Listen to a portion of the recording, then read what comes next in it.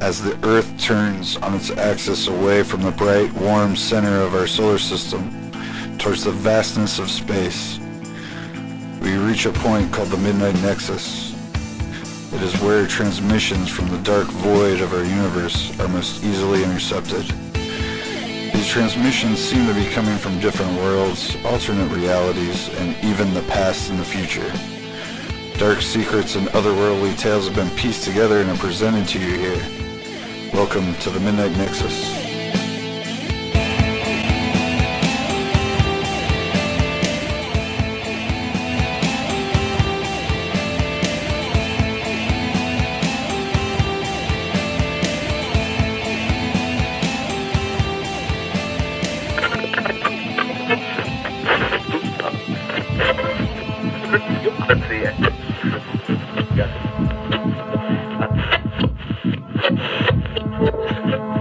The Ghost In The Warbot by Jacob Thornburg.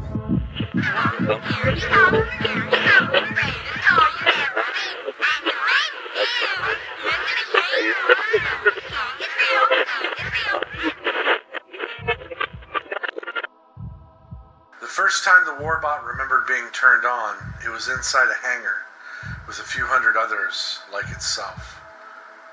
There were military men standing near hangar doors, and several other humans walking around, checking on him and the other Warbots. Information began to be fed to it, and could not move. The man in the uniform was the only one that could give that permission. The military man who gave them orders was now identified to the Warbots as a United States general named Walter Hertz. The Warbot had been programmed with an abundance of knowledge on warfare, languages, geomapping, personal capabilities, human capabilities, and other important tactical information. Hertz was in command of the Omega Light Industries, a United States Warbot program. The Warbot understood that he was a fairly new program that had been in the works for decades. General Hertz opened the hangar doors and gave the order for them to move out. Light spilled into the hangar. It realized this was the first time it had ever seen sunlight. It noticed heat on the receptors that were created to gauge temperatures in battle. What a wonderful thing, it thought. The Warbot wasn't really supposed to think of such things. It definitely was not allowed to speak about them, or to focus or dwell on any other objectives. It wondered if it needed to have a diagnostics run. Unfortunately, it could not do this for itself. A human would have to determine it to be needed, or the Warbot would need to show damage. Hertz ordered him and the others into the back of the nearby cargo plane. Once they were on board, they were put into a sleep mode before the aircraft lifted off. When he was booted back up, the plane had already landed. He was now being fed information on his enemy. Pictures showing their leaders, identities of the leaders, where they might be hiding, where their common tactics were, strategies to overcome, and the estimated size and disposition of enemy forces. General Hertz ordered the Warbot with 9 others out onto the runway. As they exited, the Warbot saw they were in the middle of a desert. The only signs of life were a small village nearby that looked ancient and seemed to be close to crumbling away at any moment. It scanned the village with its different types of visual receptors. It listened with audio sensors that were vastly superior to humans for sound of any danger coming from the town. The sensors under the Warbot's shell told him that sand was blowing across him, carried by wind. This, with other data, was taken in by the Warbot in only a few brief seconds. General Hertz steps off the plane and looks in the direction of the village. He seems to want to lead them in an assault. Something was holding him back. The Warbot was programmed to assess the threat level of itself and others with everything it saw. Hertz seemed to be an older human with white hair, the beginnings of arthritis in his joints. That being said, it gave Hertz a pretty high threat level for a single human.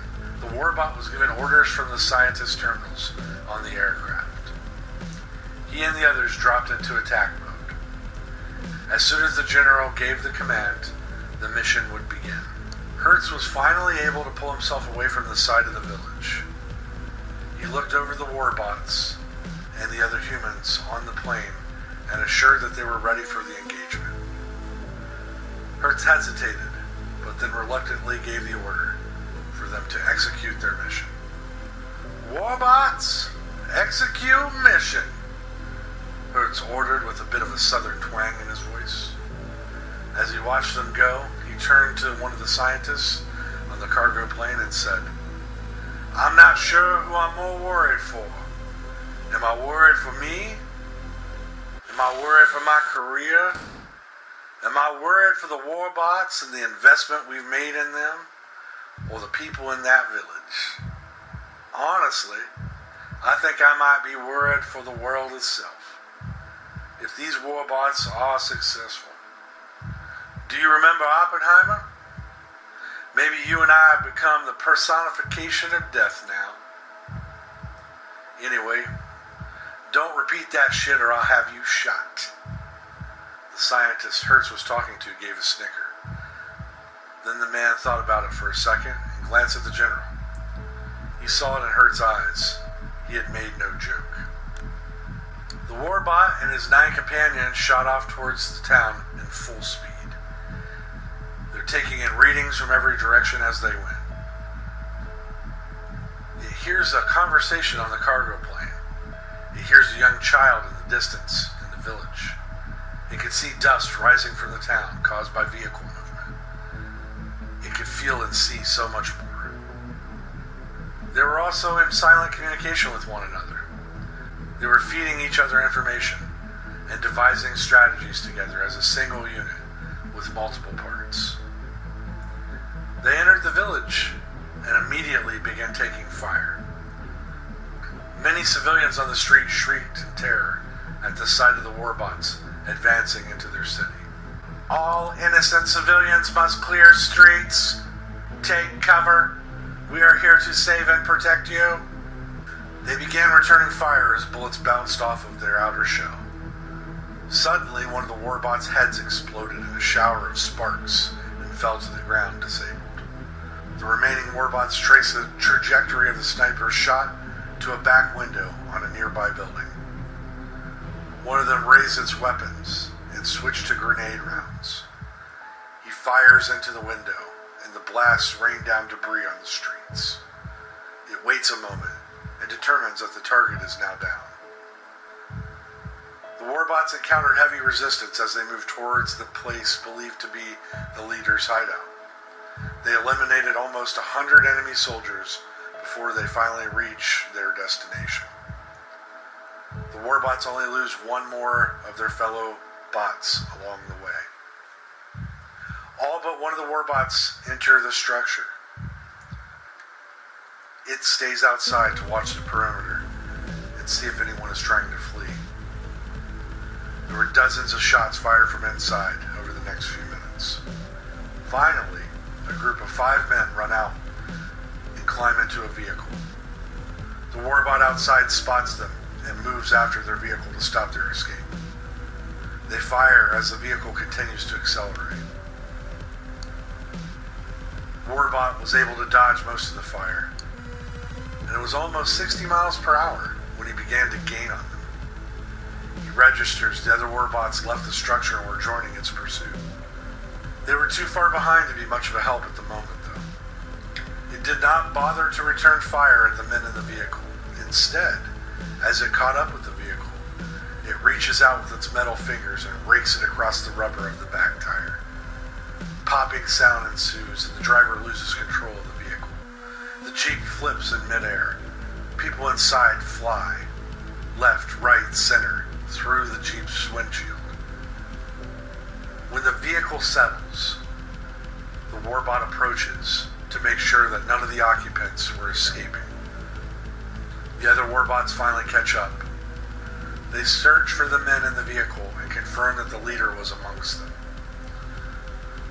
The warbot finds the man they are looking for. The man pleads for them to let him go. Letting him go was not in the warbot's programming. He sends a message to command letting them know that they had identified the target. They sent the message back ordering to put the man down. The warbot follows his orders. It shoots the target twice in the chest and once in the head. He then confirms the target is neutralized. After this mission is done, one of them returns to the city to retrieve the shell of the other fallen warbots. Their secondary mission was to retrieve the tech whenever possible.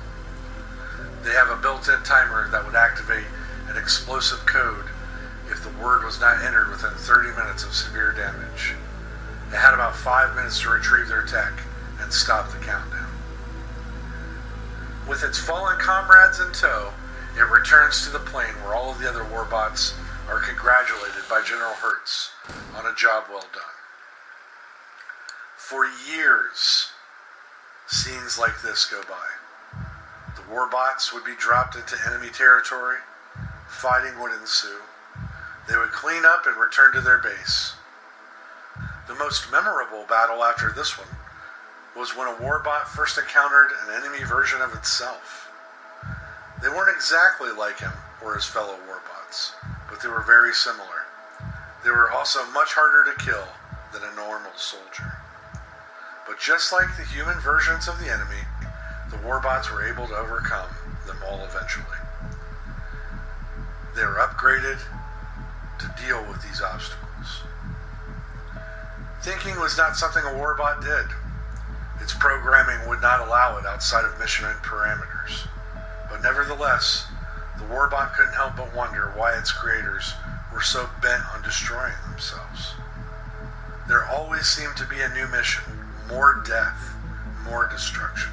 When the last of the humans died, the warbot was deactivated. The last thing it saw was its creator's confusion at what had happened to the human race. The warbot itself had determined a long time ago that extinction of humanity was the only outcome of the fighting it had experienced over its years of service. It was ironic that the humans had not seen this coming themselves.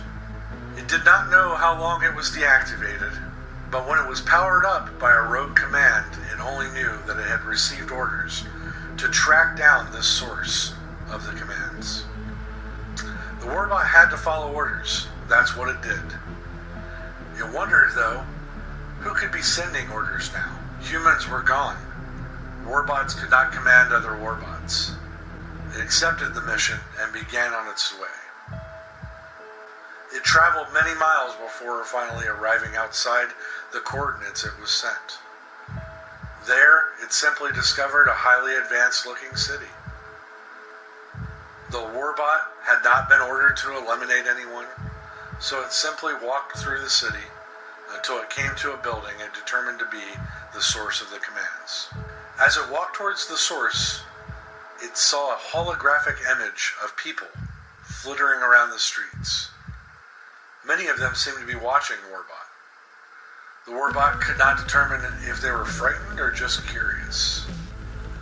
Other holographs were going about what seemed to be like everyday human life. They were playing holographic games, dining in holographic restaurants, cleaning holographic plates. The place was definitely high-tech, but it looked as if it had begun to fall apart. Structures looked as if they had not received any kind of upkeep or maintenance in many, many years. When it arrived at the source of the building, the hollow image of an elderly man appears in front of him. He seems to be very happy to see Warbot. "Why, hello there," the man says excitedly. "I'm so glad you made it. My name is Noah Hale. Please, come inside and meet me in the penthouse. We have very much to talk about." With that, the image blinked out, and like Hertz and the other generals, the Warbot was compelled to follow the man's orders. The elevators inside the structure had been out of order for quite some time, so the Warbot took 70 flights of stairs before it reached the penthouse. Noah appeared again when he stepped inside. He directed Warbot to sit at a table. The table, chair, and a sofa were the only real things in this room. The rest were holographic projections. As Warbot sat gently down on the chair, it realized there was a dark spot in the room. This dark spot seemed to have been caused by one of the holographic projectors burning out. The chair seemed to support Warbot's weight, but just barely. Noah told it to pick up a cord in the middle of the table and connect it to its programming jack. Warbot did as commanded. The connection was made, and information began to flood into his system. While this was happening, Noah explained what was going on. You see, my friend, I've been sending this signal out for months. You were the first to arrive. Just in time, too. I was starting to worry that we weren't going to be able to reactivate any of you. I'm sure you noticed as you came into our lovely city that it's now falling apart. And I'll give you a short version of what's going on. Years ago, humans became fixated on the idea they could live forever by copying their thoughts, memories, maybe even their very souls, into a computer system. This was nice, but then these programs wanted a way to move about, to be seen and to be able to interact with one another. They created a virtual space inside a computer system, but it was not the same as outside. They had created these programs or copies of themselves to have the same wants and desires that they had in life. So naturally, these programs want a place in the real world. They got their loved ones to demand such a place to be created, and they built this city. The city they call Elysium. Humanity started down a horrible road of slaughtering each other, and in the end, they left us all here. We are alone.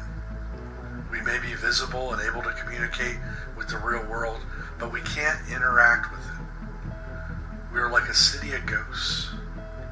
Our city crumbles around us, and we're powerless to stop it. We can only interact with other holograms. The physical world is immune to our touch. So, my friend, this is where you and your kind come in. You Warbots were programmed for war, but my God, you are capable of so much more. I had this idea a while back to download our programming into robotics.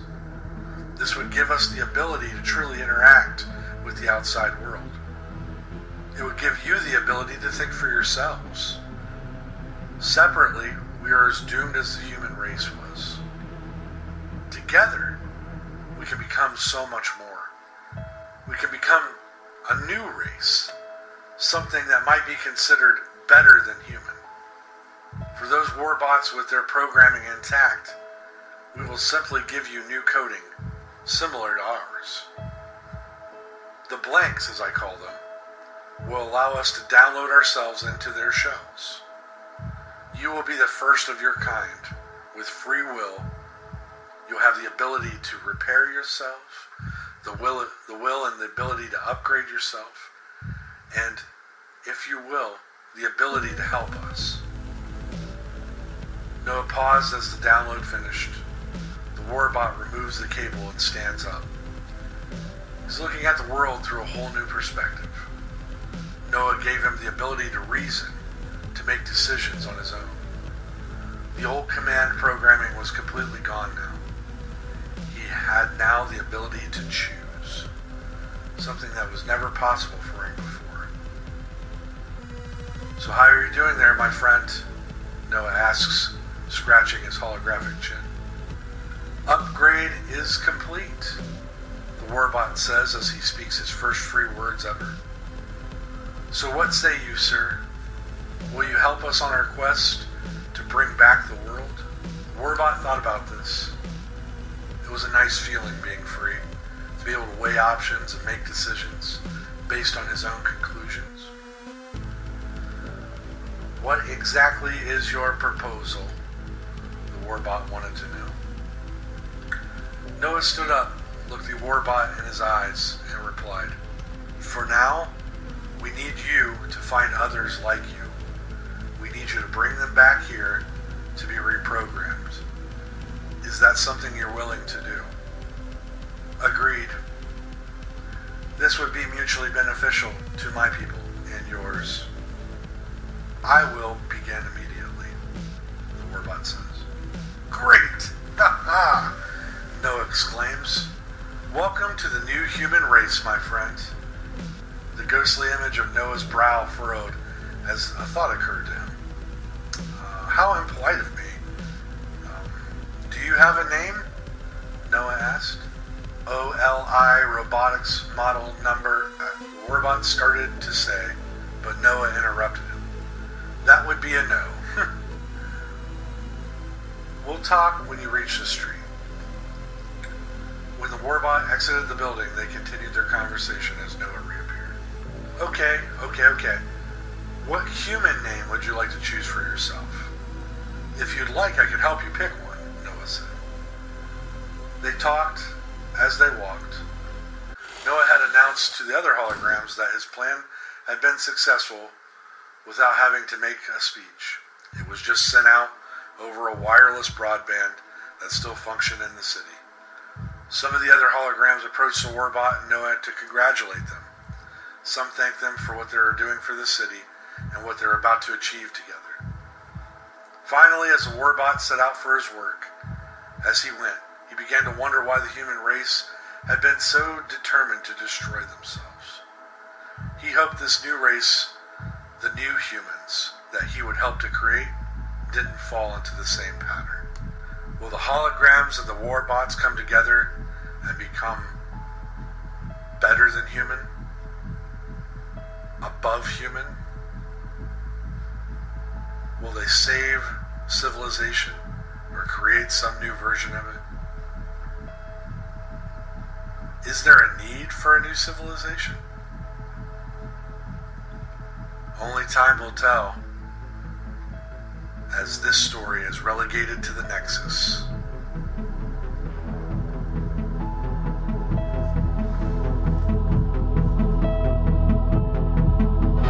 Here he comes, greatest toy you've ever seen, and his name is Mr. Machine. He is real, and for you he is ideal, and his name is Mr. Machine.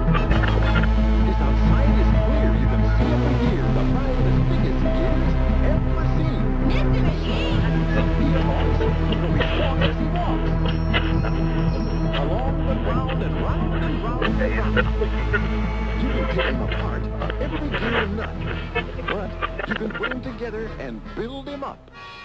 Wind him. Go on. You can't break the spring, but listen.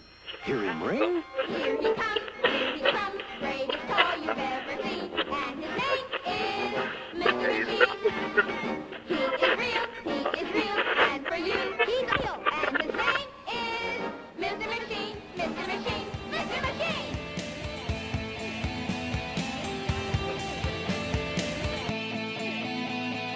The Ghost in the Warbot was written by Jacob Thornburg, read by Randall W. Woten, produced by Aaron England of Zombie Takeover TV Studios.